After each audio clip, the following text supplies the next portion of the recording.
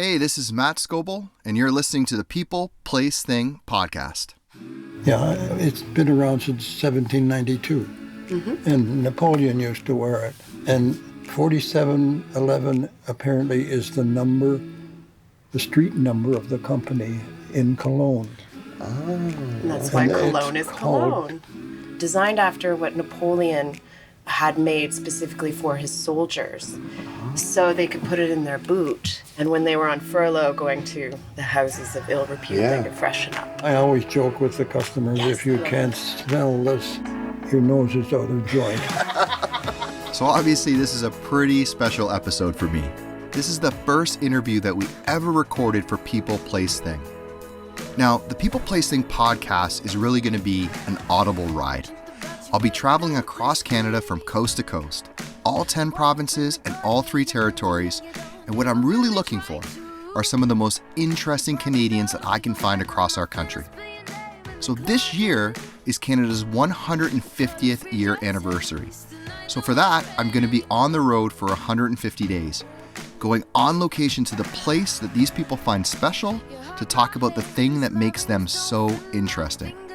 Now, this podcast is a culmination of a lot of different things that I've done in my career. I've worked in tech for a lot of years, I've done photography and videography, and one thing I know is I absolutely love to travel. So I've tried to pull all of these things together in one podcast, a podcast that tells the story of a country that I love through the amazing people that you otherwise may never get to meet. So for this first episode, I kind of got turned on to this idea of a little fragrance store called Fritch's Fragrances in downtown Kitchener, Ontario, Canada. Now, you gotta understand, this is my hometown. This is where I live. This is a place where I literally walk by every single day. But it's not the kind of store that you would just walk into if you were shopping downtown Kitchener. It's kind of an older style store, maybe a throwback to the 80s or 90s. And when you walk by, you're not really sure what's going on inside. But inside, there is a really interesting story. And that story is an 88-year-old man named Michael Fritch. Set this up. For sure. Yeah.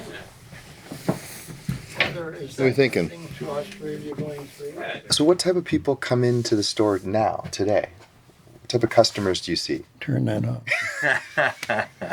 Do you get people looking for like a certain Yes. kind of a rare perfume or cologne? Discontinued, Right. usually called vintage fragrances. And I have some vintage fragrances here that are older than you are.